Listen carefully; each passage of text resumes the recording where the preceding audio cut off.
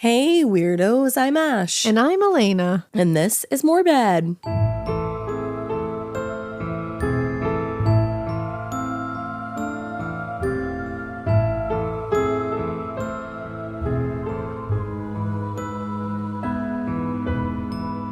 It sure is. It's Morbid. It's Memorial Day, Monday, Morbid. Yes. Happy Memorial Day a couple weeks late. Yep. Happy Memorial Day 2 weeks ago. I hope that you had a day off. I hope that you got to vibe. The vibe's so hard. And I hope that you had a good beach day. Yeah. Or however you chose to do your day. To celebrate your day. Yeah. Okay. We're doing a little half day. We're doing a half day. Doing a little half day. I want to get some wings after this. Let's fucking go. Let's fucking go. Except everything is closed, so I have to find a place that makes wings. Just gotta find some wings. Maybe I'll make my own wings. There you go. Probably not. I don't want to. No, definitely not. You. Yeah, I think I'm trying to think of any business we have You to got attend some to. book shit. I know you do. The only business I really have is there's a giveaway contest. Give it away, give it away, give it away now. Exactly. Where you can win a personalized video from me. Elena. Personal. Hello. Enter your name here. And in the video, I'll discuss with you some behind the scenes shit about the Butcher game. Oh, that's cool. We can chit chat a little bit. I can tell you about my day. I can tell you all kinds of stuff. That's cool. I didn't know it was that. Yeah. That's fun. Little sneaky peeky into all this. I would like to do that with like an author that I listen to or that I read. I love that. Yeah. Well, the way you can do that is by you got to pre-order the Butcher game. I did. That's the rub, everybody. That's the catch. You got to pre-order the Butcher game. So if you put in your pre-order, or if you already have pre-ordered, you can submit your receipt, a picture of your receipt for your pre-order at the link in my bio. I put it in my link tree on Instagram. I think it says like the Butcher game video contest. I like it. In the link, you'll find it's a contest. Yeah, it's a contest. Is it we're going to pick a few people, a sweepstakes, a giveaway, a contest, a competition. We'll pick a few and you'll get a personalized video. So like the only way to win is to pre-order. Porter. And you can go to thebutchergame.com and it'll lead you to all the links to all the different booksellers and all the different outlets that you can get your book. And you can choose which one you would like to support. That's on you, man. I support you. Book adventure. Yeah. And once you pre-order, you can submit that receipt and you are entered to win. And I hope you do it because I want to chat with you. Party. This is cool. I want to give you a little video. I like this idea a lot. It's fun. So, where'd you get this idea? You should do that. Just kidding. Where'd you get this idea? You're like my mind. Tell me about it. Tell me everything. No, I like that. That's fun. Yeah, it'll be fun. So submit those pre-orders, my friends. Yeah, do it. Yeah. That's fun and exciting. Yippee. I don't have anything fun and exciting. That's okay. I just have a morbid case. And it's an interesting one. It's very, very folie à deux themed. Yes. I saw the name of this one and I know this case like very briefly. Yeah. But I don't know a lot of the details. So I had never heard of this case. I had heard of the movie. We're talking about the Heavenly Creatures case today. It's the Parker-Hulme murder. Yeah, I know literally the overview of this, but I know none of the details. Yeah, I was just looking for, we're in a place of like old timey. I don't know. It's an interesting look into the past. It is, for sure. Because there's other factors that always come into it that are just not here today. Yeah, exactly. And it's just like, wow, people have always been fucked up. Yeah. But yeah, I hadn't heard of this particular case. I had heard of the movie Heavenly Creatures. I've never seen it. Yeah. But like I knew it was a movie, but I didn't know any of the details. And if you're going into this like I was, wow. Prepare. You're in for a wild ride. So let's get into it. Juliet Marion Hume was born October 28th, 1938 in Greenwich, London, to Henry and Hilda Hume. Henry and Hilda. HHH. Henry and Hilda Hume. Henry was a physicist and Hilda was a homemaker. They both welcomed the birth of their daughter, but motherhood didn't really come naturally to Hilda. She believed, and this is a quote, babies had to learn their place and not be pandered to and fussed over. A wild statement. I don't even know where to begin with that statement. Imagine looking at a small baby and being like, you need to learn your place. Learn your fucking place. Learn your fucking place, like, baby. I don't even know my name. and not be pandered to and fussed over. They are literally brand new humans. Like, that rely on you for literally everything. That's actually all of it. You do have to pander to them and fuss over them. That's the whole point. Yeah. That's just having a baby. I'm confused by people a lot, I'm seeing. It was a very different time, though. This was like a time of like children are to be seen and not heard kind of thing. Yeah. Like it's not the gentle parenting that we know and practice today. Definitely not. But as the look at how well we're all doing.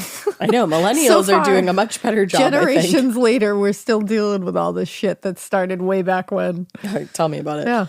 But as the daughter of a Presbyterian minister, Hilda was usually rigid in her beliefs around the world. But she maintained a poised and polished exterior that kind of appeared to be somewhat conflicting with the realities of motherhood. Like, we all know moms were running out here like crazy people. Or you're running out there like crazy people. You're like, we're out here.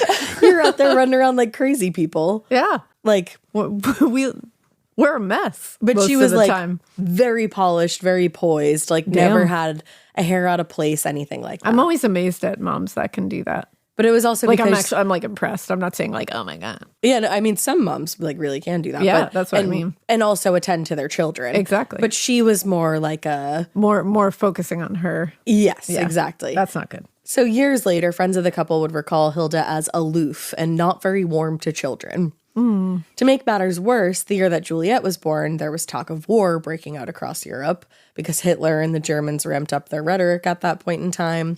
And less than a year later, World War II had broken out.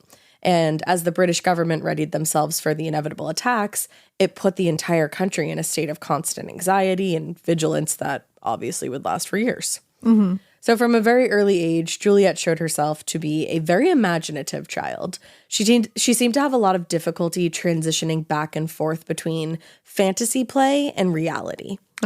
Years later, Hilda would describe Juliet as a very demanding and sensitive daughter who resisted discipline and resented correction. So is she just a kid? Yeah, it sounds like it. And it sounds like perhaps. I mean, there are kids that are tougher than others. It's just the way that life works. And it sounds like she might have just been a little bit of a tougher kid. Yeah. Than and what it's her also mom like, expected. Kids are sensitive. Yeah. Kids are demanding. Super demanding. Kids don't really love discipline. Yep. They don't really like, I don't know. That just seems like. And what you think, when you think of like what discipline was back then, I think most kids would resist discipline because a lot of times discipline was physical. I was going to say, exactly. Like discipline back then, especially like you said, was scary and fear-based. And no child was welcoming that discipline. It's human nature to resist a physical punishment. Yeah. When it's fear-based, of course you're going to resist it. Yeah. But these behavioral problems worsened when her brother Jonathan was born in 1944, or at least in the eyes of people at the time. By then, used to being the focus of her parents' attention, Juliet resented her new sibling, which that's not good. And obviously that became a problem for Hilda and Henry. So between the war and her mother's poor health, due in part to a difficult pregnancy, Juliet was often separated from her parents for short periods, which caused her to develop a rich inner fantasy life where she could retreat whenever she was feeling anxious or uneasy. It sounded like it was a coping mechanism. That like breaks my heart. It's sad. It really is.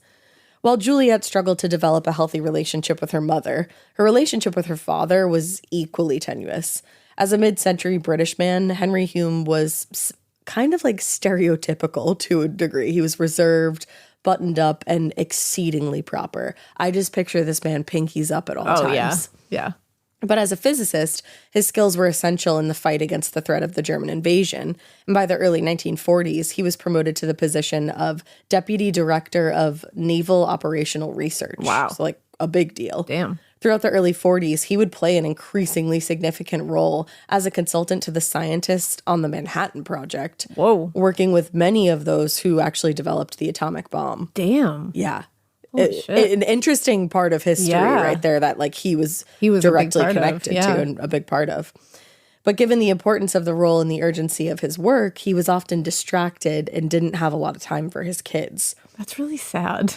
Well, and if you think of dads today, like dads today are not what dads used to be. Like obviously there's an exception to every rule. Of course, yeah. You're not across the board. In the 40s, like dads weren't hands-on. millennial dads. No. You know what I mean? No. It was millennial dads are a different kind of dads. It was a mom's job. So you really have to like think about the social differences. Oh, absolutely. It's a totally different situation across the board. Moms, dads, everything. Parents the whole nine. In general. Yeah. Yeah. So when the war ended in 1945, Henry accepted a job as a scientific advisor to the Air Ministry. The job was really prestigious, but when the war ended in 1945, he didn't really want to raise a family in the same place. Mm-hmm. So he looked for other options, and luckily, he came across an advertisement seeking applications for academic positions at the Canterbury University College in New Zealand. So he jumped at this chance, and his resume being what it was, he was a very promising candidate for the position. And in January of 1948, he was offered a job with the university, which he gladly accepted. Look at him. So big moves here. Let's go. New Zealand, here we come. New Zealand. Now for Juliet, the news that the family would be relocating to New Zealand was really neither here nor there. Yeah, she's just like, whatever. Well, she's been shuffled around a lot. Yeah. At 10 years old, she'd already gone through tons of upheaval. She had been sent away before to stay with relatives. She had spent a lot of time in the hospital. So she'd kind of grown accustomed to being away from her parents. So it kind of seems like she was most likely unsurprised when she was again sent away first. Yeah. She was sent to live with family friends in the Bay of Islands, New Zealand, months in advance of her parents' arrival. Jesus. Which it's like, okay. I'm not entirely sure why. Yeah. Like, it's like, why can't you all just move at once? Yeah, I'm not understanding this family dynamic, but you know what? Like, yeah. I don't know if it was a school thing, like maybe. But if Juliet was unmoved by the disruption, her parents seemed equally unaffected by the separation. Cool. Although it was never explicitly stated, author Peter Graham wrote, "It seems that Hilda and Henry Hume were happy to forego for as long as they could the company of their daughter, whose, quote, defects in temperament and personality made her difficult and troublesome to handle." She's 10. It was like a vacation for them, too, to be rid of her. There's really no better way to say it. I don't get this, but she had a tough upbringing. Yeah. 100%. There's no way around that. And again, I don't know who Juliet is in this story, so I'm not even coming from a place of knowing who she is. Yeah, she becomes someone that you don't necessarily want to root for. Yeah, but the child listening to this without knowing who Juliet ends up being is me saying like, that's a bummer for her. Yeah, and she's 10. It is. Like that's just the reality of the situation. Yeah. But once all the arrangements were made and hurdles were cleared, the family settled in Christchurch, the second largest city in New Zealand, where 10-year-old Juliet started at the prestigious St. Margaret's College Junior School in November of 1948. I feel like in other parts of the world, their schools have like way cooler names than we do in the US. Yeah, they're more intense, it feels. They all sound like colleges. Yeah. Or like universities. I'm going to university. I'm going to uni. I like that so much better. I know. But despite its good reputation, former students of the school remembered it as a deeply serious and miserable place. Oh. Classrooms would darken for no reason. No one ever wanted to be alone in a locker room, they said. And pupils felt like extras in some kind of horror movie. Wait a fucking sec. This place had a good reputation, but former students are like, oh no, it's literally the set of a horror movie. Yeah, what the fuck? It had a good reputation, I think, because of like test scores and that kind of thing. Like it had a good reputation on paper. Classrooms would darken for no reason? Is this the Omen? No one wanted to be alone in the locker room. Like this shit was haunted. They're like, this is The Exorcist. Legit. What? So needless to say, Juliet was happy to leave St. Margaret's behind when she finished 8th grade. So she was there from the time she was 10 until she was in 8th grade. Damn. And it was at that point that she transferred to the Christchurch Girls High School. And it was there that she would meet one Pauline Parker. Okay. Born May 26, 1938, Pauline Parker was what her father later described as an average normal child until age 5, when she developed osteomyelitis. It's an inflammation of the bone marrow. Damn. And she got it in one of her legs. It's like a ridiculously painful condition. And in a time before antibiotics, it was typically fatal, especially in children. Holy shit. As it was, Pauline's condition was still very serious, and she spent almost 9 months in a hospital. She underwent numerous surgeries and endured 2 long years of dressing and caring for what was essentially an open wound on her leg. Oh, God. Yeah. In addition to the psychological stress of that experience, the physical pain was intense. Oh, yeah. And for years after, she endured episodes of leg pain that actually required codeine and aspirin. Damn. Which, like, codeine That's is a lot. crazy. The surgeries also left her with a limp and precluded any participation in sports or strenuous play. So there was no way she was going to be able to really do any kind of sport ever. Mm-hmm. According to her older sister, Wendy, Pauline developed more sedentary hobbies, including model making, and at one point, and this is a quote, went through a period of religious mania. Oh, my. So a lot of turmoil. A lot of turmoil happening around here. And just trauma, really. Yeah. Like, that's traumatic to go through at a young age. And then to be put on medication like that at a young age, like, we don't really know what that does to people's brains. Nope. But unlike Juliet, Pauline's family was solidly middle class. Her father, Bert, worked as a fisherman, and before she had children, her mother, Nora, was an office assistant. For years, the children assumed that their parents were happily married, but it would be later revealed that they were in fact actually not married at all, because Bert had never divorced his first wife, Louisa.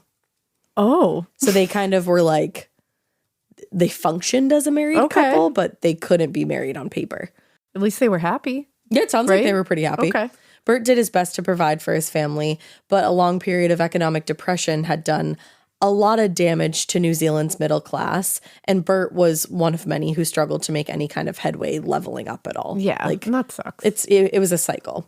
Rosemary Davidson, whose family lived next door, recalled the Parkers being a shabby and shambolic house with an air of poverty. Oh. Which, like...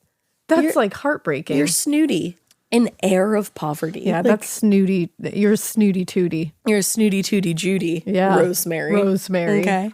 But it sounds like they were happy enough. Yeah. They didn't have money for luxuries. They didn't have like much to do extra. But it sounds like the Parkers, at least like the parents, had a small group of friends. They were relatively social. They were well liked amongst their neighbors. Except Rosemary. Rosemary like, thought they smelled like poverty. But Pauline struggled to make friends. Same old Rosemary Davidson here. Rosemary's got a lot to say. She really does. She did recall, though, being afraid of Pauline when they were children.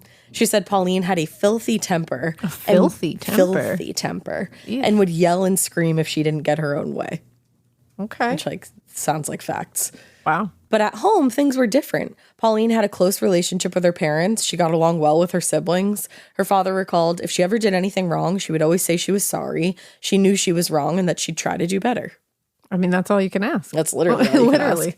Bert Parker's memory of Pauline's childhood is obviously colored by a father's love for his daughter and maybe the passage of time. Yes. Because he remembers Pauline as a happy, well-mannered girl, but others had a decidedly different impression of her. According to Peter Graham, when Pauline entered the girls' high school in the winter of 1952, she was, quote, angry and rebellious, felt different from the other girls, resisted discipline, and spoke sarcastically to the teachers. I do wonder, though, and I'm not saying anybody's lying here, anybody's being disingenuous. I do always wonder, in every case, when somebody talks about somebody, what they were like after finding out something horrible that they did, if it suddenly is like a confirmation bias kind of thing where you're like, well, she acted like that. You know what I mean? Like if it seems like it's more prevalent than it actually is. Yeah, I could definitely see that. And again, I'm not saying that's the case here. It's something I always think of in these cases. And this just happens to be one of those moments where I'm like, you wonder. Yeah, you do. And I think a lot of times too, like even now when things come out, people just want to be part of the story. Yeah, so they'll tell you what you want to hear and to again, get it written. Not saying it about this one. It just happened to make me think of it. It sounds like Pauline was pretty well adjusted at home, but it does sound like there's like multiple accounts. She was wily outside of school. She was wily in school. Or outside of home, I mean. Yeah. But this would all change, I guess, when she met Juliet Hume a short time after she started at the school. Like Pauline, Juliet was something of an outcast at school. She had an IQ of 170. Whoa. So she was exceedingly intelligent. Yeah. She was confident, and she seemed to have little interest in forming relationships with the other girls at school. She felt like their interests were trivial and juvenile. She was kind of above it. Yeah. So instead, she spent a lot of her time fantasizing and coming up with ideas for stories that she hoped to write someday. Well, that's nice. Yeah. She told herself and the other girls, who were pretty much as interested in her as she was in them, that they weren't worth her time. Wow. Yeah. It's entirely likely that Juliet would have ignored Pauline just like the other girls, but they happened to meet because they were the only students exempted from gym class. Pauline because of her leg, and Juliet because of some of her pulmonary conditions. Oh, yeah, because she had pneumonia. And yeah, bronchitis. Yeah. Like multiple times. Yeah. So as the only two not participating, they naturally got to talking, found that they had a lot in common, and became fast friends. Juliet maybe recognized something of herself in Pauline. She was a loner. She seemed willfully and sometimes even happily defiant of authority. And Pauline probably admired Juliet's intelligence, beauty, and obvious creativity. And while the other girls seemed interested in ordinary culture, Pauline had also developed an interest in poetry, literature, and the other more adult interests that Juliet had developed. So it kind of sounds, at least at this point, like obviously later on more things happen, but at this point, it almost sounds like they're like two old souls that don't really relate to people their age. No, it does sound like that, actually. But they find that in each other. Yeah. And most importantly, they also bonded over their history of childhood illness. Like, not a lot of people know what that's like. Yeah. And especially at the time. Yeah. Going through it is, I mean, childhood illness is always something, horrifying and traumatic. And it's like back then, it was a totally different story because there wasn't even the comforts that we have now. Yeah, so like she was going through, I think it was Pauline was going through what was going on with her leg before they even had antibiotics for it. So that's a different story. Wild. And like Juliet, Pauline's history of physical trauma and isolation at such an early age was something, like we were just saying, the other kids just didn't understand. Yeah. So in Juliet, she finally found somebody who understood the serious effects that such an intense experience can have on a person. Years later, Hilda Hume would recall Juliet returning home from school one afternoon and enthusiastically announcing, "Mummy, I've met someone at last with a will as strong as my own." I actually love that. Yeah. In the beginning, it's cool. You're like, I know. I'm like, this is nice. Glad you found each other. Like, damn. Now. Oh, no. You won't be soon. Uh-oh. The narrative of Pauline and Juliet's relationship tends to portray their friendship as one of equals, but there was probably some part of Juliet that knew she had the upper hand, if you will. She obviously enjoyed having somebody she could share her world with and pass the time with, but at the same time, she also wasn't desperate for social connection. She was the one who was happy to be on her own. Yeah. Didn't really need anybody. Pauline, on the other hand, was frustrated and she was lonely, and she saw in Juliet everything she wanted in a friend. So simply put, Pauline needed and wanted Juliet more than Juliet wanted or needed her. And that fact was definitely not lost on Juliet. And neither was the power that such a position gave her over Pauline.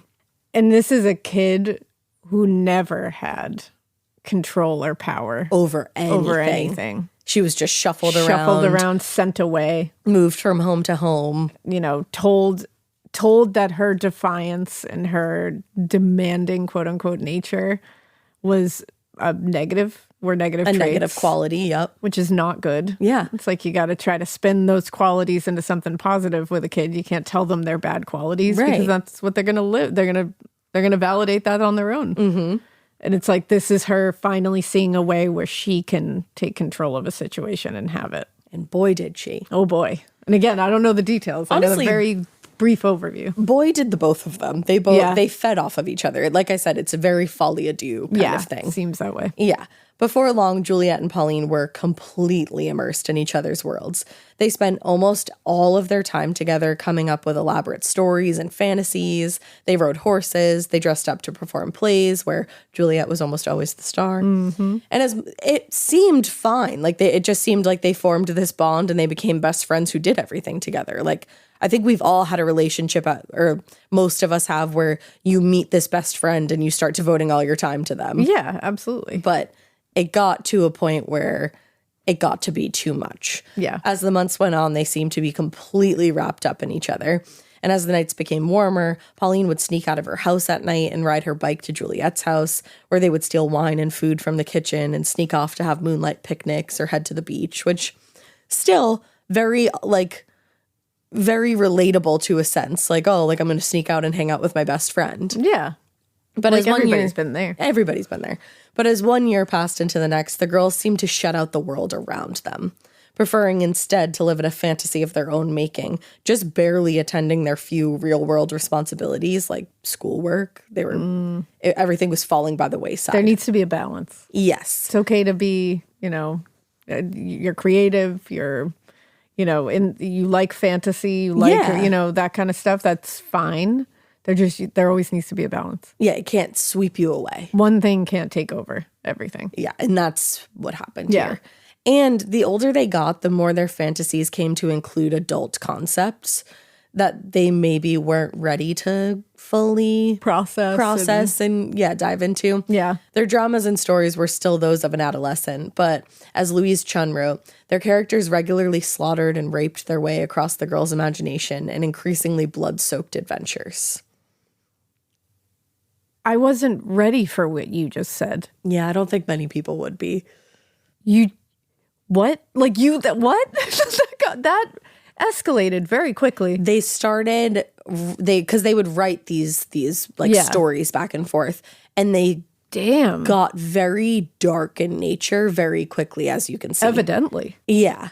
And a lot of them had very highly sexual themes, but like what I just said, like featuring rape and that kind of thing. Like it got dark. Yeah. And if it was just coming up with stories, that's one thing. Yeah. But I think at the age that they were at, it was concerning. Yeah. And would be like with the way they were pulled away from reality and the way they were, it sounds like it's becoming an us against the world kind of relationship. And whenever it's a you and me baby against the world, that's fucked, and it's going to crash and burn in some way, and it's not going to be good. That always reminds me of Rob Zombie. We're going to crash and burn. That's literally what happens. And that is what happens. Oh boy. But Juliet and Pauline's stories weren't the only place that they explored romantic or sexual themes. Like a lot of girls their age, they both loved cinema, and they had a particular fondness for popular male stars at the time, like Mario Lanza, James Mason, and Orson Welles. After they were both arrested, so we see where this is going. Yeah, it's not going to end well. Yeah, and throughout what would become their trial, the press, and particularly the tabloids, made a lot of their sexuality, eventually going as far to imply that they were having a lesbian relationship, which, if they were, whatever. I was just going to say, why would that have anything to do with it? No one really knows, but the time. Oh, of course. It was horrible. Yeah. Chun points out their experimentation was probably no more than what many teenage girls get up to. They sometimes slept in the same bed. They hugged each other when they were excited. One night, they practiced making love the way their idols would. So definitely teetered over, because that last one, I'm like, okay. Yeah. Okay. I don't know any other teenage girls' experiences except the ones that I had with my friends, and we did not practice making love. I can tell you that we also did not. Yeah. Like we hugged each other when we got excited. Yep, absolutely. We slept in the same bed. Like for sure. Very platonically, but we did not practice making love. No. I don't know if that's somebody else's experience. But you know what? That's, it's none of my business. Yeah, whatever. But years later, when asked for a comment on Juliet and Pauline's supposed sexual relationship, one classmate acknowledged the intimacy and told a reporter it was considered normal for girls to have crushes on each other. It was part of life at a single-sex school. That makes sense. Which it does make sense. Yeah. You take the opposite sex out of the equation, you're in the middle of puberty, you're developing these feelings, like you're going to direct them at someone, Yeah, and I always think especially like girls, I feel like are so much more can appreciate the beauty of another woman. You know what I mean? I feel like that's just such a more fluid situation. Mm-hmm. So you put them in an all-girls school, of course that's going to happen. Bound to happen, yeah. I agree. But while they might not have been in a romantic or sexual relationship, by their third year in school, Juliet and Pauline were certainly enmeshed in one another's lives, to the exclusion of almost everything and everyone around them. See, that's where the problem comes. It's the us against the world, baby. And that's exactly what it is. Pauline wrote in her diary, which her diary becomes a big subject of this case. Eek. We have decided how sad it is for other people that they cannot appreciate our genius. That's pretty hilarious. Elena and I have that conversation often. I was just going to say that's pretty hilarious. And that kind of shit is just that if nothing else had happened, that would just be like funny to look back on and be like, look at us just being like, fuck everyone. Like, With we're no geniuses. context whatsoever, you'd be like, oh, wow, what a hot shit. You'd be like, that's hilarious. Like, and good for you with your confidence. But like, yeah. Yeah. And I feel like that goes back to what you were saying about like when people are interviewed later on. Yeah. And they have that kind of bias of something happening. Yes, it changes how you look at things. It's context. All of it is context. Absolutely. Because now you read that and you're like, well, and you're like, oh, like, shit. that's not good. That's leading to something bad. But without the context, like I don't have all the details. I know something bad happens though, so I can at least go off of that and say like, uh-oh. Yeah. Like that's not good. But if you don't know what the hell happens later and you're just thinking this is a tale of two, which you're not on Morbid to do that, but if you're just thinking this is a tale of two women who like, you know, go conquer the world together. Yeah. You're like, wow, look at you badass little confident bitches just sitting there being like, nobody appreciates our genius. How sad for them. Exactly. Interesting. But then we keep walking. But we keep on going. Yeah, we keep on spiraling down the well. We sure do. So while they saw their own relationship in increasingly romantic and grandiose terms, the girls' stories were becoming more like negative and violent, especially when it came to their imagined relations with others. Peter Graham wrote, as early as March of 1953, Pauline was writing about highway robberies and often more than one violent death a day. I mean, that's a lot. Yeah. That's a lot. As somebody who writes about murder for a living, that's a lot. And that's the thing. Like, that's your literal job. That's my job. And that's my job too. Lot. But we don't write about more than one in a day. No. And it's true stories that we're writing. Which, well, I'm talking about I make them up. Oh, like for my other job. Author, so like I actually make it up for my other job. Like I have to do the fantasizing and the creative writing portion of it. And even that's a lot. Well, and also your brain is fully developed. So it's not having the impact on you necessarily that it would have on a teenage girl. And it's having healthy relationships and healthy bonds with other people. Yes. And healthy outlets. And the ability to walk away from that for a couple days if it becomes too much. To separate that world, that fantasy world, from reality. Yes. And that's where the issue is coming in here. It seems like that's all she could think about. Yeah. And that's where it becomes unhealthy. And they were living in these fantasies. Like, at points, they would literally meditate into these worlds that they created. Wow. Yeah. That's interesting. Which is, if the world that they were coming up with was less violent. Yeah, just lovely and something that could calm them or make them feel at peace somehow. Or then that's lovely. But it wasn't really that. Yeah, it seems like there's just a lot of darkness around them. A lot of like, they're not having any positive relationships or any, because even their relationship doesn't seem positive. It seems very entrenched in a power dynamic that isn't exactly balanced and isn't healthy at all. And it's like if they had these, like, you know, I don't know. It just seems like there's a lot of there's a lot of like knives held in the air that I just feel are just going to all come crashing down. Yeah, yeah. So for the first couple years of their relationship, like we were just saying, there was that power dynamic. Juliet always had the upper hand, knowing that Pauline was more dependent on her than she was on Pauline. But over the course of 1953, as Juliet's life became more and more tumultuous, the imbalance of power started to even out a little bit. In addition to a serious hospitalization for what turned out to be tuberculosis. Wow, she's really struggling with pulmonary stuff. She is, yeah. Juliet's relationship at the time also with her parents got even more strained. So she turned to Pauline and their rich fantasy life as her only source of social or emotional support. Damn. And when you're hospitalized, like they would write letters to each other while she was in the hospital, but that was it. All she had was her parents. And their relationship was not. They didn't have a good warm relationship. And comforting. Yeah, which is sad. Yeah. So the more Juliet pushed her parents away, the closer she drew Pauline, unaware that while she had been in the hospital, Pauline had started dating a local boy named Nicholas. Oh.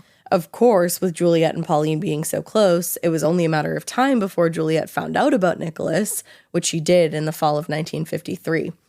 It's unclear what transpired exactly between them when Juliet found out of what she viewed as her competition.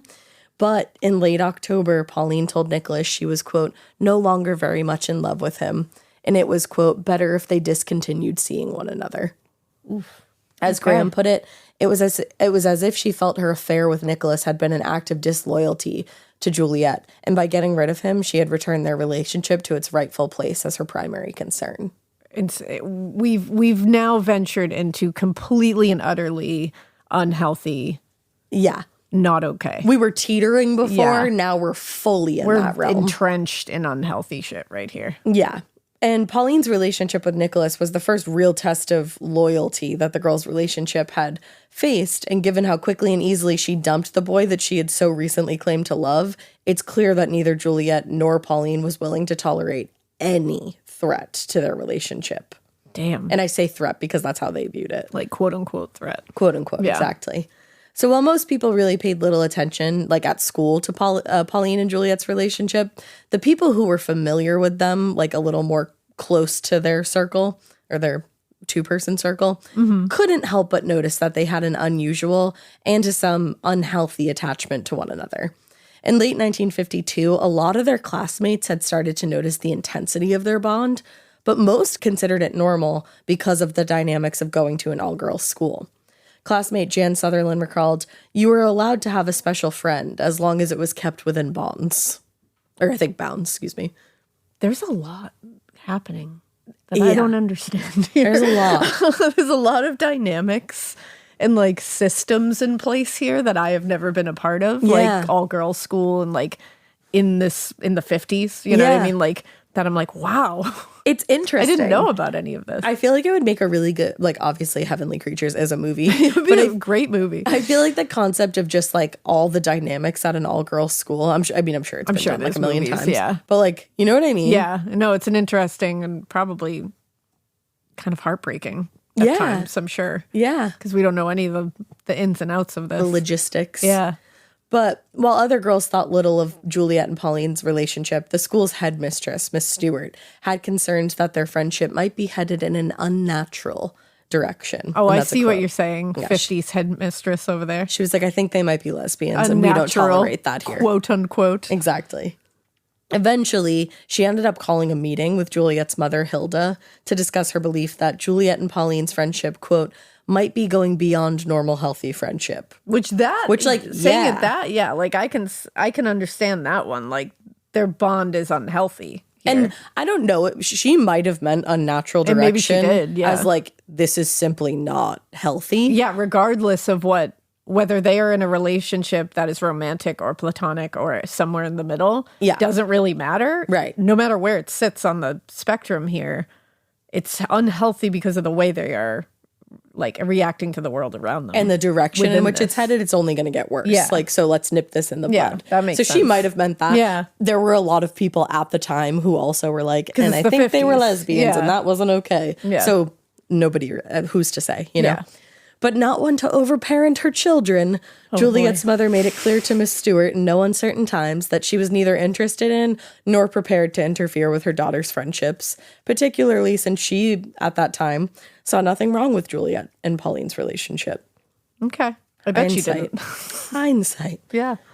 So Juliet's mom might not have seen anything wrong with the unusually intense bond between the girls, but Juliet's father was another matter entirely. Remember, he's a physicist. Henry. He's a smart fucking dude. In December of 1953, Dr. Hume consulted with his colleague, Dr. Francis Bennett, a psychiatrist, whom he asked to evaluate Pauline.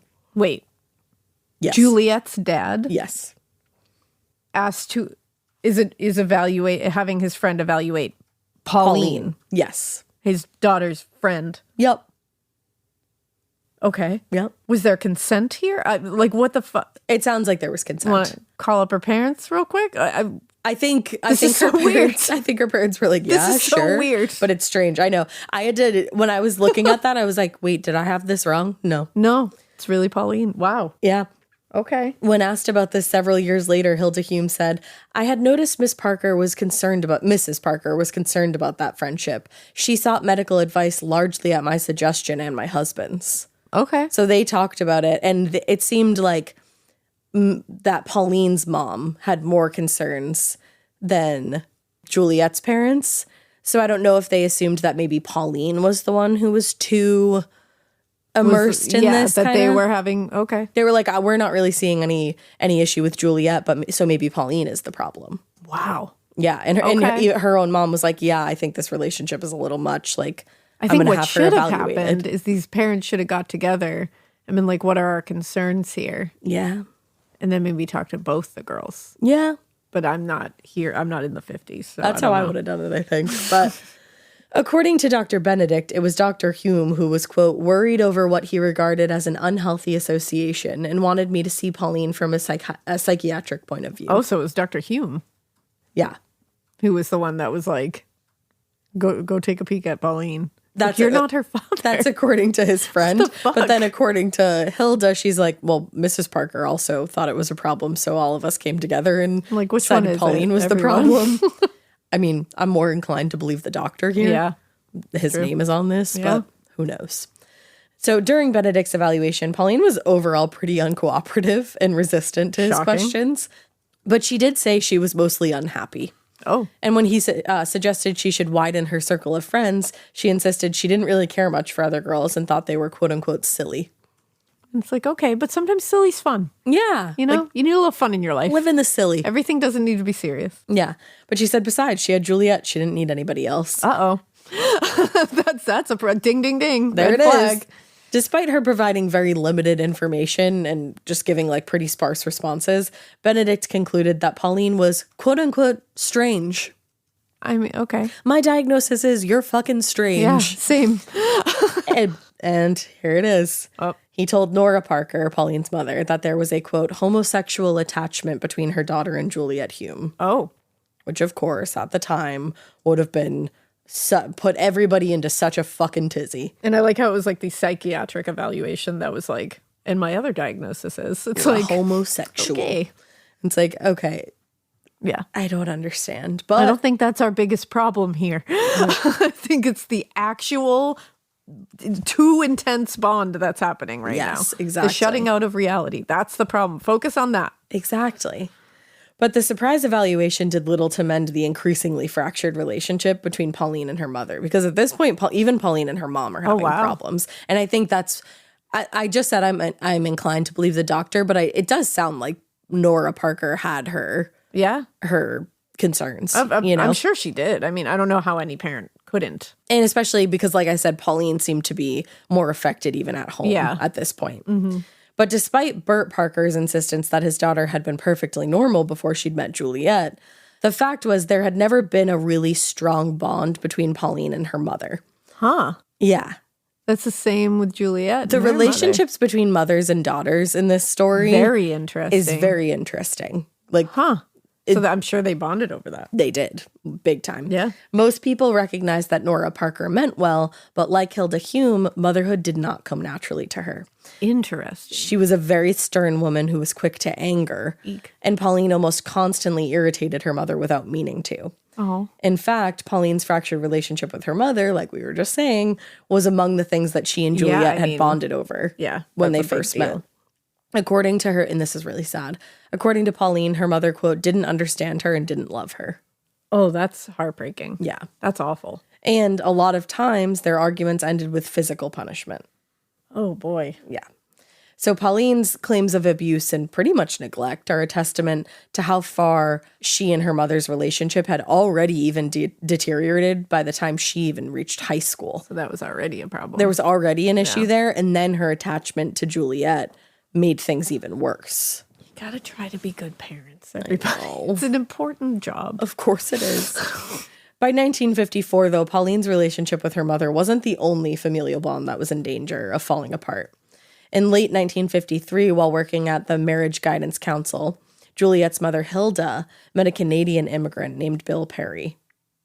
Bill had sought services from the council because his marriage was falling apart, and while her initial intentions may have been to help him repair his marriage, the relationship between Bill and Hilda soon became flirtatious. Shut up. And in no time at all, their relationship had escalated from a fling to something far more serious.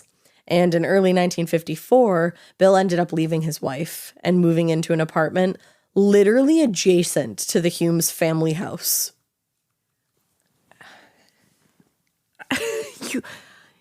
Your child is going through something that's concerning to everybody. Well, nobody was Except as you. concerned with Juliet. The headmistress was concerned, and like some of the classmates were concerned. And but Pauline's parents seemed concerned. Pauline's parents seemed concerned about her, Yeah. not necessarily Juliet.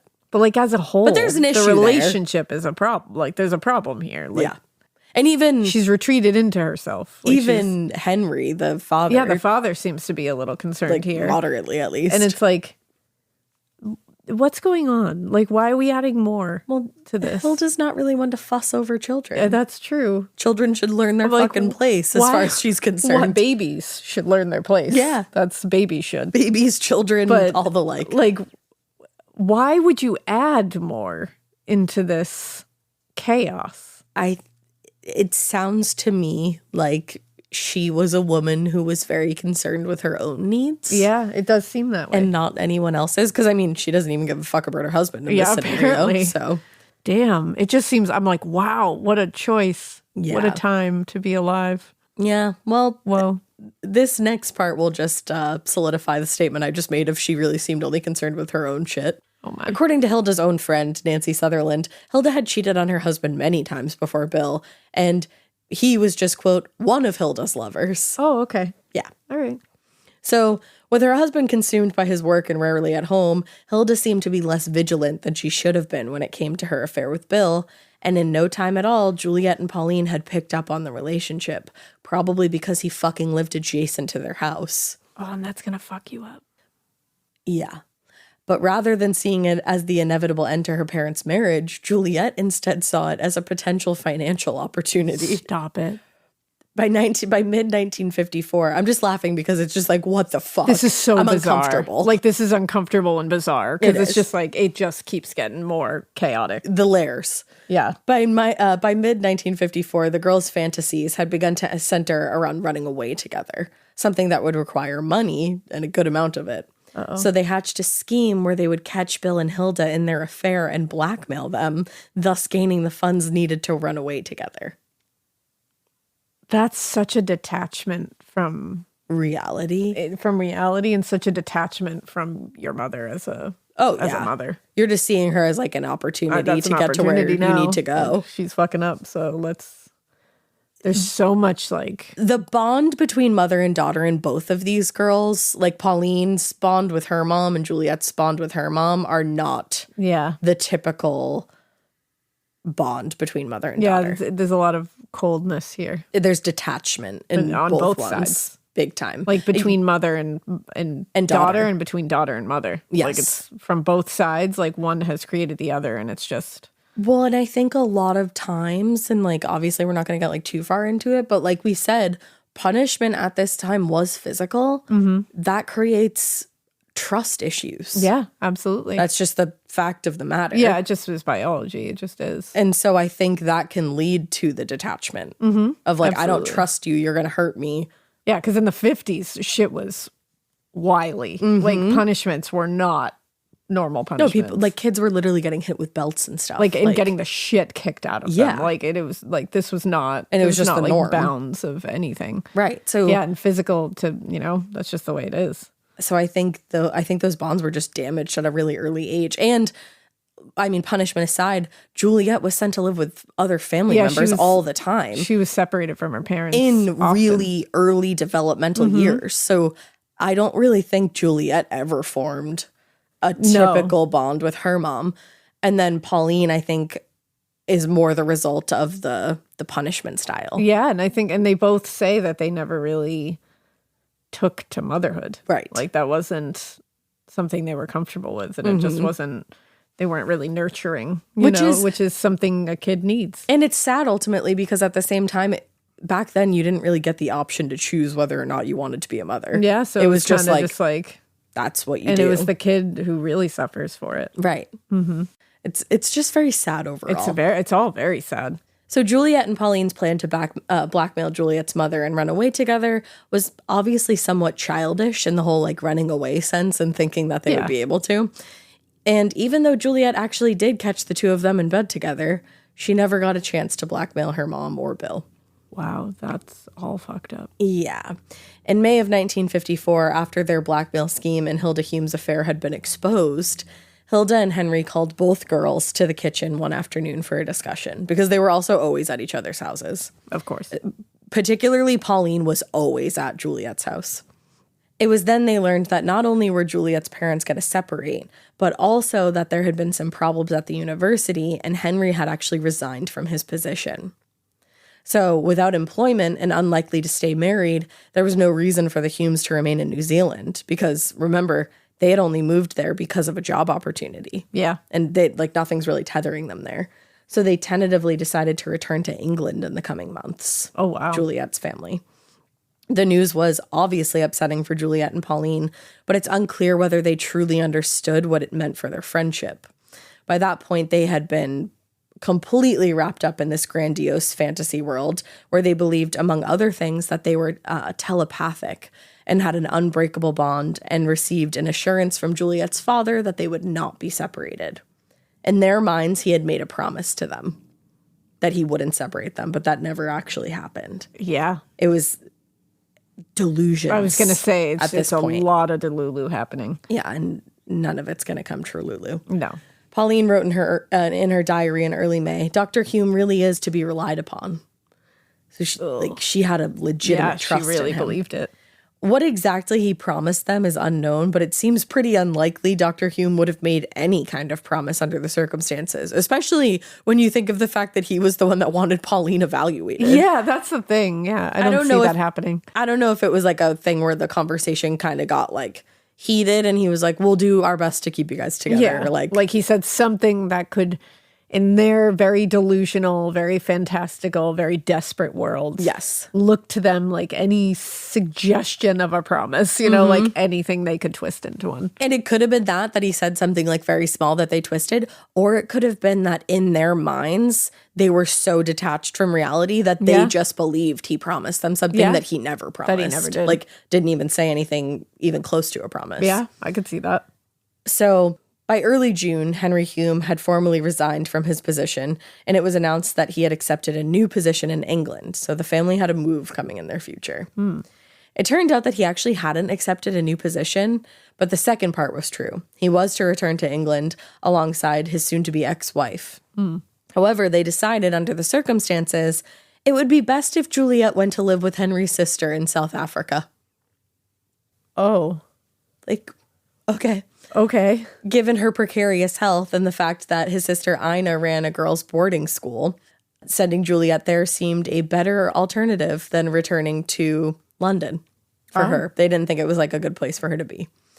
So the news was obviously a devastating blow to both girls, but they resolved to stay together and decided that Pauline would simply go to South Africa with Juliet. Oh, yeah. Obviously. My family will let me move away and go to your aunt's place with you. Definitely. Yeah, definitely. But in their mind, the Humes had always welcomed Pauline into their home.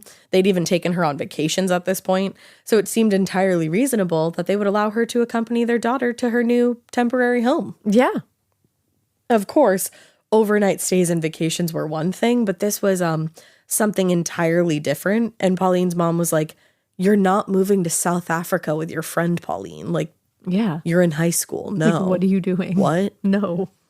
The decision that Juliet would be leaving without Pauline came as a shock, but the girls remained committed to staying together and had already come up with a backup plan that would allow them to stay together forever. Oh my. Pauline wrote in her diary in late June, "Our main idea for the day was to murder Mother. This notion was not a new one, but this time it is a definite plan which we intend to carry out. We have worked it out carefully and are both thrilled by the idea. Naturally, we feel a trifle nervous, but the pleasure of anticipation is great. I shall not write this plan down, as I shall write it out when we carry it out." Wow. That escalated. That went from 0 to 100. And I stopped in the middle of that sentence because you feel like it escalated so quickly, but there is years and years of just wild attachment styles going on between these two girls, and some people trying to get in the mix there and try to, figure this out and rectify this, but wow, the damage had been done. That's unbelievable. And that's the thing, like, you feel like it goes to 0 to 100, but it hit every number along the way. No, it's true. It did. It's just, I think what's bothering me the most is the callousness with which this is. Oh, the callousness is being said. And I think it comes from and this is just me like theorizing, but I feel like it comes from the fact that they were just so detached from the regular world that she was like, yeah, we'll kill my mom and then we'll just go to that world. Yeah. It almost seemed like that was a real tangible place for them to go to. Yeah. Like in her mind, I don't know if she thought like we can run away to that world that we made up. I think I could absolutely see that being their reality. It they can seems run to that way. that fake reality. It's like you can't. And I was looking up the diary things and they spelled murder moiter. Moiter, yeah. I was like, was that on purpose? Why'd you do that? I think it's actually British. Is it? It's moiter? like a British thing, moiter. Oh, really? I didn't know that. Because I Googled it really quickly and I was like, does she mean something else? Yeah, does she like, mean what murder? does that mean? It's murder. Because when I see that, I think like moita. Moita. Like how Spencer Henry says Spencer it. Henry. I know. So the next day, June 20th, Pauline spent the day with her family. Years later, her father, Bert, recalled, she seemed much brighter in the house than she had before. My. She was much nicer to us than she had been for a long time. Oh, that's awful. 2 days later, Pauline and Juliet would brutally murder Nora, Pauline's mother. Holy shit. Yeah. Later, after the arrest and the trials, many people would theorize that they had conspired to kill Honorah Parker in the misguided belief that if she were out of the picture, Pauline would then be allowed to join Juliet in South Africa. It's pretty likely that this was the catalyst for the murder, but at the same time, Pauline had hated her mom for a long time and had fantasized for a long time about killing her. Eek. Peter Graham wrote, Pauline would never forget the unhappiness of her childhood and seemed to blame most of that unhappiness on her mother. Oh, boy. So on the morning of June 22nd, 1954, Pauline woke up and wrote in her diary, the day of the happy event. Oh, my God. And referred to her mood as, and this is a quote, the night before Christmas-ish. Wow. About murdering her own mom. Wow. That afternoon, Juliet left her house to meet Pauline, grabbing a broken brick off the ground from the side of the house and putting it in her bag as she walked. At Pauline's house, they both sat down and enjoyed lunch with Nora. She prepared them a nice little lunch and they all ate together. After lunch, they went upstairs to Pauline's room where Juliet slipped the half brick into one of Pauline's old stockings, and then they tied a knot around the ankle to keep the brick in place and then stuffed it into Pauline's bag. After they'd eaten and readied their murder weapon, Juliet, Pauline, and Nora all set off for a walk through the woods. Nora just wanted to go on a walk with them. Oh. Pauline took the lead as they walked, with her mother in the middle and Juliet behind her. After some time, the vegetation started getting more dense and muddy and difficult to manage. They weren't going for a hike. So Nora suggested, let's turn around. Let's head back. The girls tried to convince her to continue on, but she was like, no, I don't want to go any further. Let's go back to the house. So this time, it was Pauline who was in the rear as they turned around, walking behind her mother, fumbling with the buckle on her bag. At one point, Nora stopped along the trail and bent down to look at something on the ground, and that was when Pauline came up fast behind her and swung the brick as hard as she could, striking her mom in the back of the head with it. Whoa. So Nora got knocked to the ground, and she covered her head in pain and confusion, and Pauline just swung the brick over and over again, until Juliet appeared and took the makeshift weapon from her and then took her own turns hitting Nora. Holy shit. Eventually, the brick broke free from the stocking and fell to the ground near Nora's almost lifeless body. And sensing that the woman was almost dead, Juliet kneeled beside her and grabbed her by the throat to hold her head in place, while Pauline took up the brick again and started bashing her mom in the head repeatedly until she ran out of energy. Oh my God. That is frenzied as that. fuck. I was going to say the frenzy. Holy shit. Although still not dead, it was clear to both girls that Nora wouldn't survive without immediate medical attention. So they tried to drag her into the brush, but they had underestimated the fact that she was going to be dead weight. Oh, yeah. Obviously. And they were only able to drag her a few inches before she was too heavy. With Nora rasping and choking on blood in the bushes, they ran off in the direction of town to carry out the next phase of their scheme. The fuck is the next phase? We'll get there. Okay. But later, When the autopsy was completed, the pathologist counted 45 external injuries. Holy shit. Including 24 lacerations to the head and face that had penetrated to the bone and extensive fractures of Nora's face. Nearly all of the blunt force injuries to her head were serious. Wow. And the pathologist wrote in his report, it would not take many of them, only a few to produce unconsciousness. Wow. So this was complete overkill. Yeah. When they reached town, Juliet and Pauline went into the nearest business, an ice cream parlor. Were they like covered in blood, I imagine? You would think. Like you would think they would be. You would absolutely think. And that's where the owners, Agnes Ritchie and her husband, contacted the police. In the meantime, Agnes's husband and another man ran out to the spot where the girls said they left Nora, hoping that they might be able to help. When they reached the spot where the woman lay in the brush, Kenneth immediately felt that something wasn't right. Yeah, because what the fuck did they tell them? They said that Nora had slipped and fallen on the trail and hit her head on a rock. 45 times? 45 times.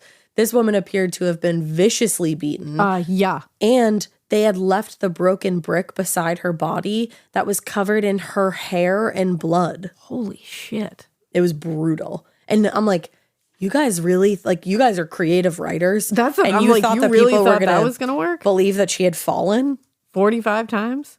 I mean, come on. The Delulu. Damn. Now, it was dark by the time investigators made their way down to the wooded area where Nora was still lying. And they had to work by flashlight.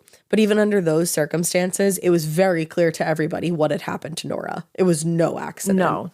She hadn't just fallen and hit her head on a rock. She'd been brutally bludgeoned. Brutally. Presumably with that bloody brick by her side. So she also had multiple defensive wounds that suggested she fought hard, and this is so gnarly. One of them was a broken finger on her left hand that was hanging on by a small piece of flesh. Oh my God. That's how hard that is. Yeah. Oh. Yeah.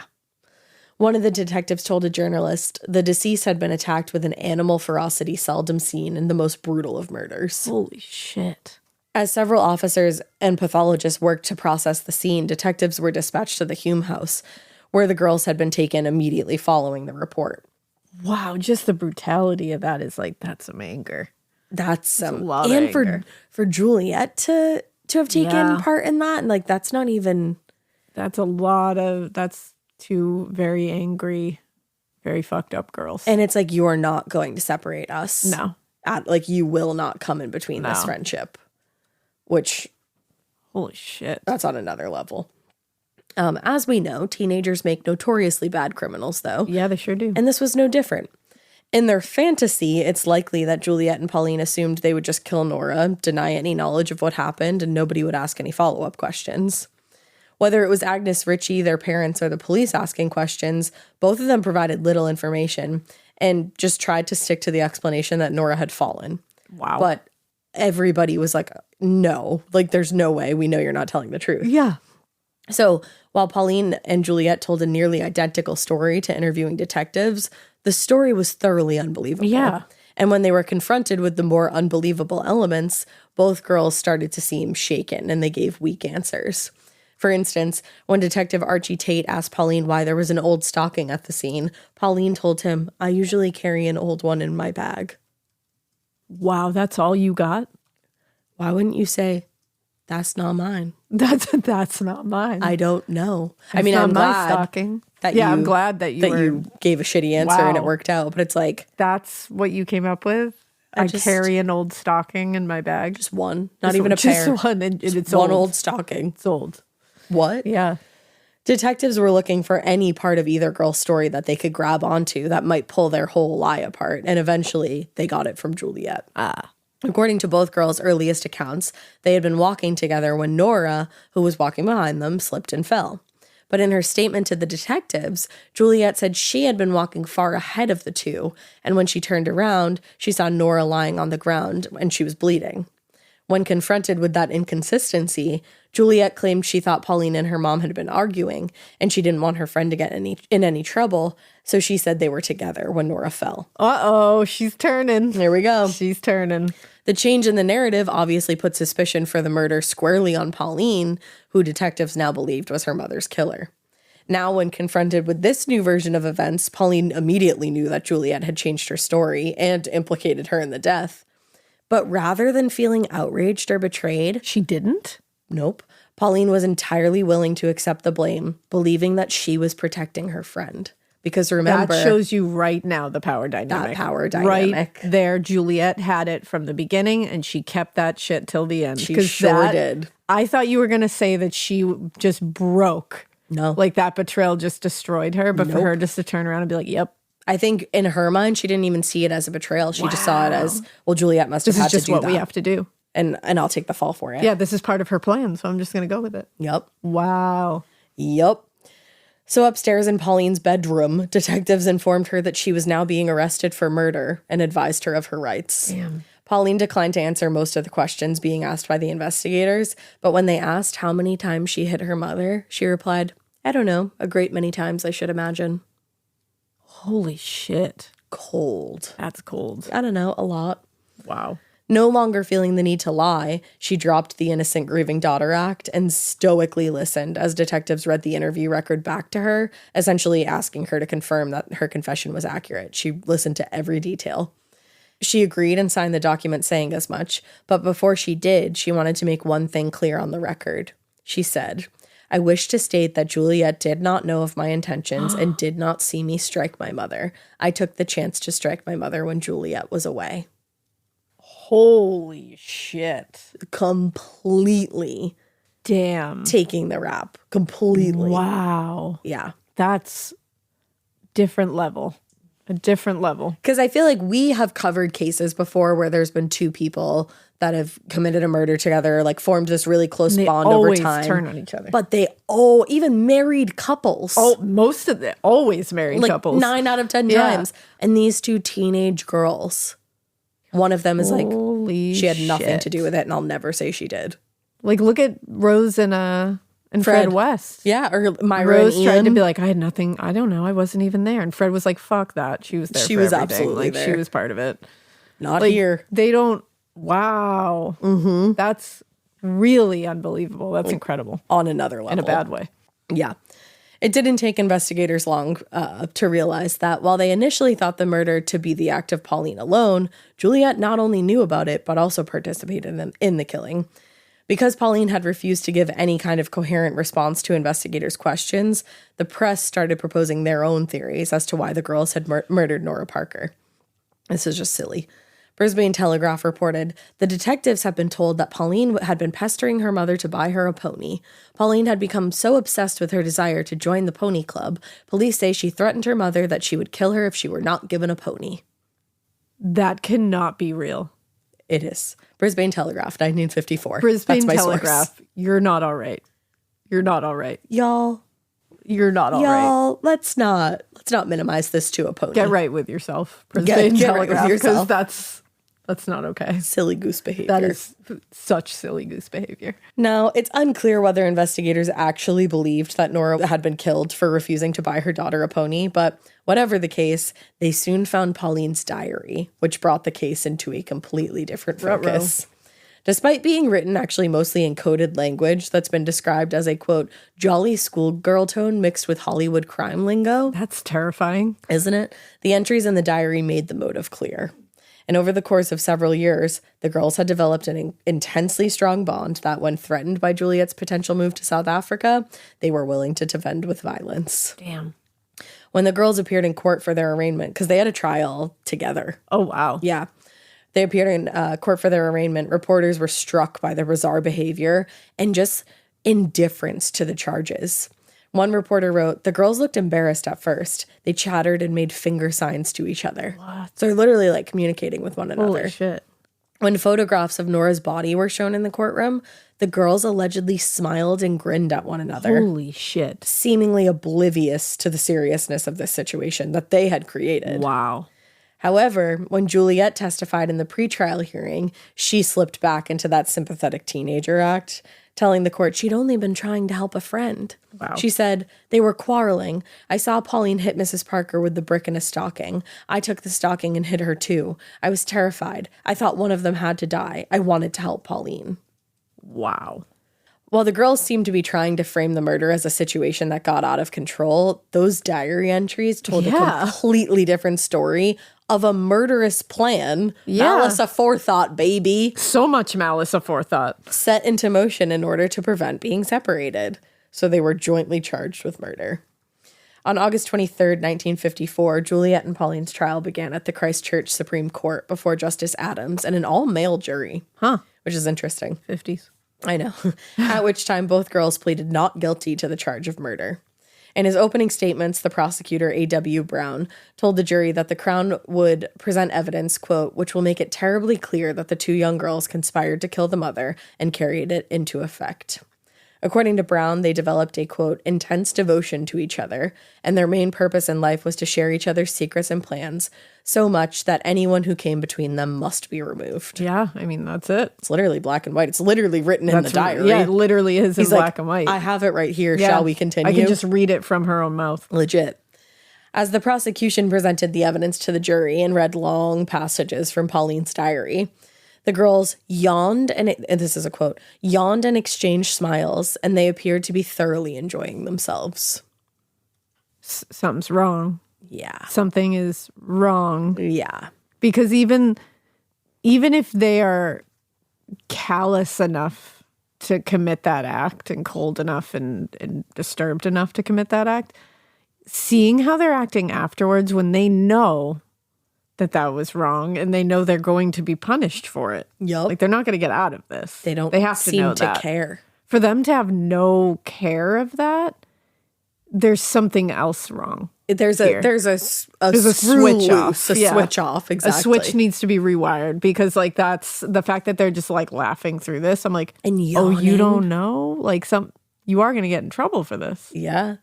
And I don't necessarily think that mattered to them because... Yeah, it doesn't. Because also they had the belief that they were telepathic and that they could retreat to this world together. It's like, but it's also like, you know, you're going to be separated if you get in trouble too. Mm-hmm. I don't think they're going to stick you in the same cell. I wonder if they knew that. I feel like they have or to. If they thought that they would somehow end up in the same prison. You know what? You might be right. Absolutely. Because they're young girls. So madness. It's like, and they're in such a fantasy world that maybe they were like, we're going to be in the same cell. It's going to be wonderful. We'll live together forever in jail. We committed this crime together. So we're like Bonnie and Clyde. You know? Like, let's go. Yeah. Yeah. It was either that or I think they thought that they could still communicate and go into that world together. But then they would have thought they could do that whether she was in South Africa or not. But I wonder if they thought like the distance would make it harder being South Africa and New Zealand, you know, or I don't know. I think you were right the first time. I think that either they must have thought that they were going to be in the same prison. Yeah. Or they just didn't realize it. Yeah. Damn. It's weird. But describing them both as precocious and dirty-minded girls, Brown read passage after passage that detailed their sexual fantasies and experimentation, as well as the growing resentment and eventually hatred that Pauline had for her mother.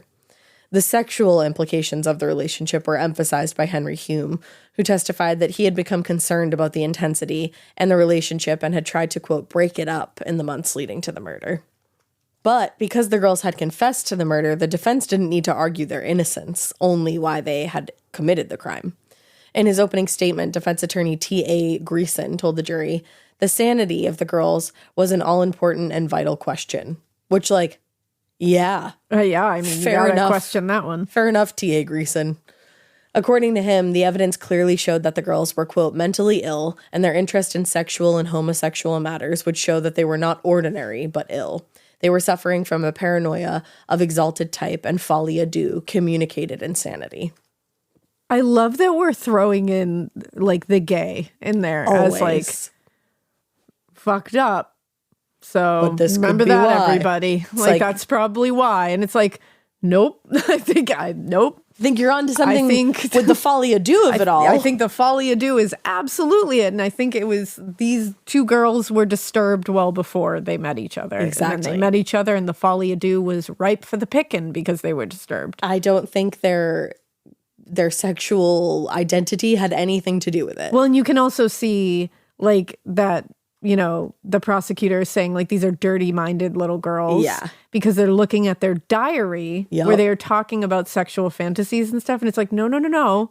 They're just girls. Right. They're allowed to have sexual fantasies. It's and they're a allowed to normal put them in thing. their diary. Right. That's where they should put them, actually. And you don't really have to focus on That's not dirty. the dirty-mindedness of it all because, again, it's not 50s. dirty. It's the 50s. 50s. So even a quote-unquote regular sexual fantasy from a girl would be is wrong. dirty. Right. And that means something's wrong with them. And it's Right. like, stop focusing on the sexual aspect of this so much and look at the fact that they are now convicted murderers almost. Well, I'm Close assuming enough. going to, like, they're charged with murdering Because also a human being because of the bond that they formed that is so beyond anything that you can even comprehend. conceive. And this crime is not a sexually motivated No, crime. There's that's the nothing thing. sexual in nature at the scene whatsoever. So there's just no need to focus on the things that they wrote in their diary that No. were sexual in nature. If they had killed Nicholas, the boyfriend. Did you think that's where it was going? I thought for a second, if they had killed Nicholas, then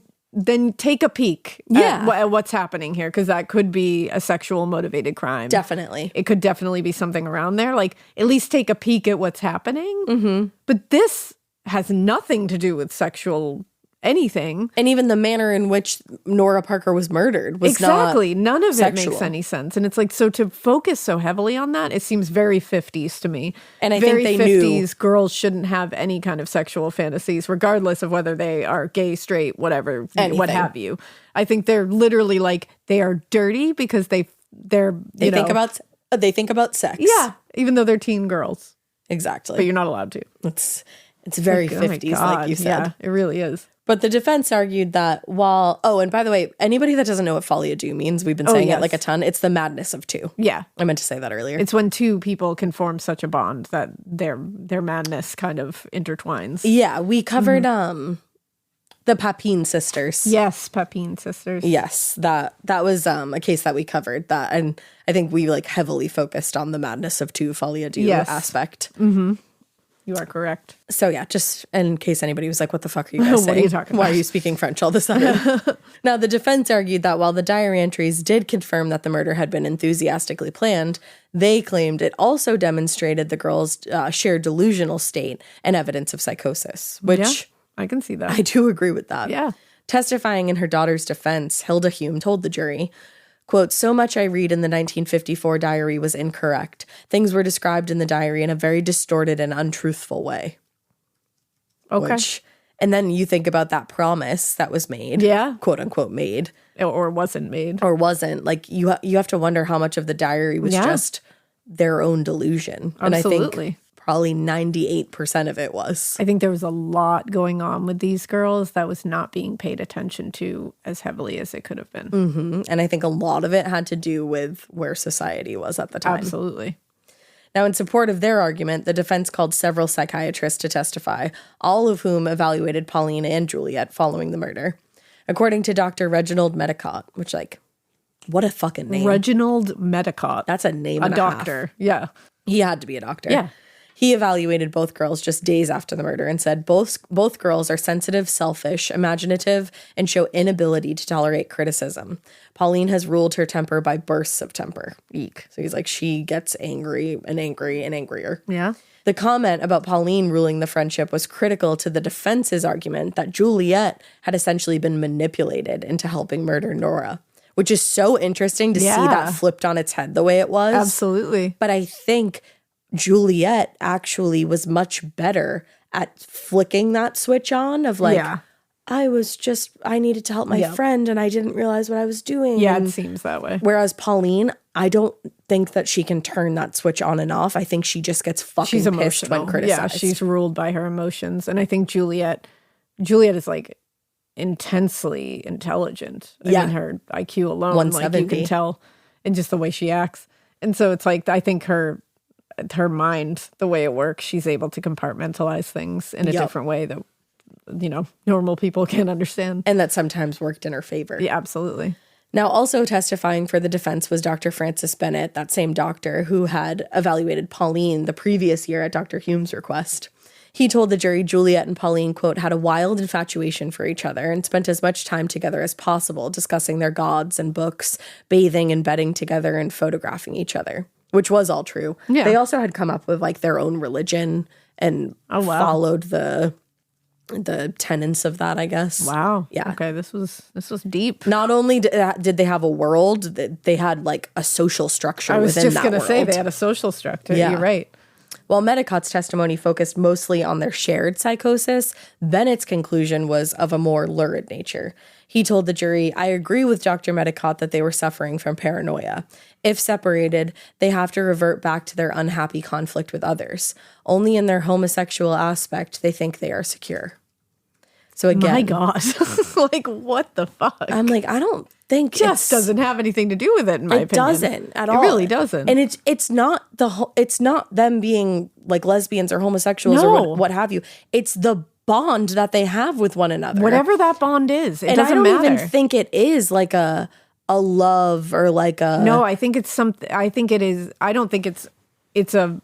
Anything that we can, I don't think it's anything we can label. I think it's a twisted bond that doesn't fall within any of the categories of a normal relationship. Yeah, it goes beyond comprehension. Yeah, I don't think this is like a love. I don't romantic. Think it's a friendship. I don't think it's either one of those things. It's something entirely different that doesn't end well. It's that folie à deux. Yeah, that's totally just what you can label it as. Yes. Nothing really beyond that. Totally that we have separate. A scope of. And it's strange to me that, I mean, it's not strange considering the time, how much they fucking obsessed over at that. Every, like the prosecution and the defense. It's both. so strange. But again, the time. But both doctors agreed that the girls were suffering a shared mental illness and both declared them, quote unquote, certifiable. Which was something's a term wrong at the time. Here.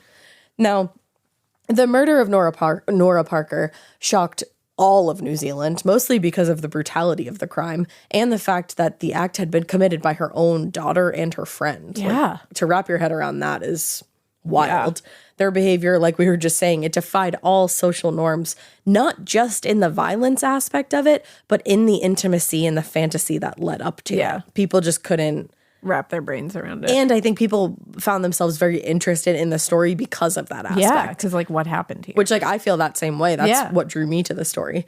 But in response, the press and public sought to distance themselves from the crime by defining Juliet and Pauline as singularly evil. Throughout the trial, reporters repeatedly emphasized their strangeness, citing everything from their childhood illness to their foreign-born status as an explanation for the horrible act. And if that was how the press and public had framed the case for themselves, it's fair to assume that some of the jurors had a similar opinion of the girls. Yeah, I'm sure. So on August 28th, 1954, the jury retired for deliberation and the next day returned to deliver a guilty verdict. Damn. They rejected the defense's argument of mental illness, which is very interesting to me. I'm shocked by that. It's an all-male jury. Yeah, you're right. And I gotta say it. And it's 1954. Yeah, that's the only thing that makes sense. The understanding of mental illness is just not there. I think they were like, throw them in jail. Yeah. Regarding their sentence, Justice Adams said, as we were both under the age of 18, the sentence of the court is detention during Her Majesty's pleasure. And handed down. I know, what a weird way to word that. What the fuck? Is that how they say? I'm sorry. I'm like, what? During Her Majesty's pleasure? The fuck does that mean? Let's Google it. Because Google that shit. Like, what the fuck? I'm sorry. That just struck me. I've never heard it said like that. A phrase colloquially used to describe the period of detention imposed upon a defendant found not guilty by reason of insanity. But in this case, that's not what happened. Huh. Someone who is put in prison at his or her Majesty's pleasure is kept there until it is officially decided that it is safe to release them. And that's because they're under 18. Yes. So yeah. During Her Majesty's pleasure. What a way to say it. What the fuck? Yeah, I'm glad you also thought that was weird, because I was like, I'll see if I can dance over it. Maybe I'm the only one that thinks it's weird. You cannot. I'm not. You cannot. I'm going to stop you in your tracks with that one. Well, I'm about to stop you in your tracks because this judge handed down a sentence of 5 years in prison for the both of them. 5 years? 5 years. They brutally beat a woman With a brick. Yeah. And then dragged her in the bushes. And then just said she fell. And clearly were like disturbed in many other ways. And planned this for a long time. Yep. According to the reports, both girls smiled at one another when the verdict was read. See? What the fuck? But spectators in the courtroom were outraged. Yeah. After the verdict was read, many among the crowd loudly protested, and nearly 125 people had to be removed from the courtroom because they were fucking pissed. That's scary. So both girls served their 5-year sentence at separate adult prisons. Juliet at Mount Eden Prison and Pauline at Christchurch Prison. And after their release, they just faded back into society. They changed their names to protect their privacy.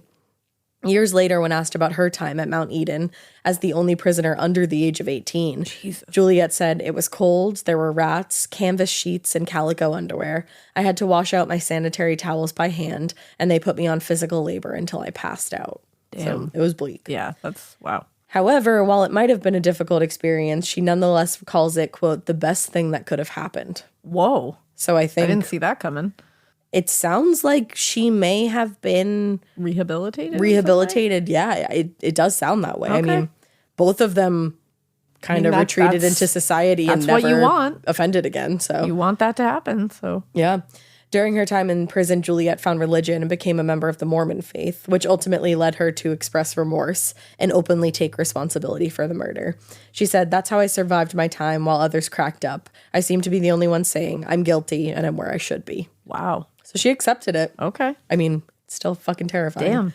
In the years following their release from prison, Pauline and Juliet sought to establish new lives for themselves under those new identities. Juliet left New Zealand immediately for the UK, where she established herself as Anne Perry and went on to build a successful career as a novelist. Anne Perry? Yeah. Bill Perry was the guy that her mother was having an affair with. What the there's a psychology there. Don't you dare tell me that's not on. I didn't even catch that. Good call. Good call. Was the one that she was trying to catch her mom with so that they could get the money to run away together. Good fucking call. I didn't even think of that. Well, she was a very successful novelist. She wrote more than 100 popular thrillers.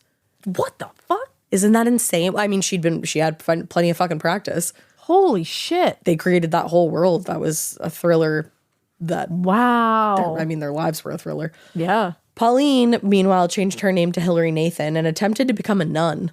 Wow. But that didn't work. I don't know why. And she went on to study at Auckland University before becoming a librarian in Auckland and then moving to UK when she was no longer on parole. Wow. Living in anonymity allowed both women to live normal lives until the mid-1990s when a new movie titled Heavenly Creatures, which, by the way, is a term pulled directly from Pauline's diary. I was wondering where that came from. She calls herself and Juliet Heavenly Creatures. It is a great name for a movie. Oh, it is. Heavenly Creatures. I mean, that's a great name. I want to see it now. Yeah. But they had a life of anonymity until that movie was announced. Directed by then little-known Peter Jackson. just little Peter Jackson. You know, unnamed man. The announcement generated a lot of buzz, and reporters started digging in order to find out who these women were and what had inspired the film. Anne Perry, my God, said in a 2003 interview, "It seemed so unfair. Everything I had worked to achieve as a decent member of society was threatened. And once again, my life was being interpreted by someone else. It happened in court when I was a minor. I wasn't allowed to speak, and I heard all these lies being told. And now there was a film, but nobody bothered to talk to me. I knew nothing about it until the day before release. All I could think of was that my life would fall apart and that it might kill my mother." Whoa. Which luckily it didn't. The two women, like we just said, were eventually outed by the press, but by then so much time had passed that beyond general curiosity, few people were interested in villainizing or demonizing either of them. Yeah, I mean, if they seem to have made productive members of society out of themselves, I guess there's really no point. Yeah, leave it alone. You know? Anne Perry, otherwise known as Juliet Hume, died from a heart attack on April 10th, 2023. Oh, wow. At her home in Los Angeles. And as of today, Hilary Nathan, who was previously Pauline Parker, is believed to be alive and somewhere in the UK. Wow. What a wild story, though. Wow. And the fact that they both seem to have been rehabilitated after 5 years in prison as minors. That's the thing. Like, that's really wild. And that makes you question what would have happened had somebody stepped in sooner. I know. That's like where... Like, been able to step in sooner. Obviously, people tried to. And people were more like taking note of these things and trying to think of ways to, it's one of those things because it's not like they went around killing people.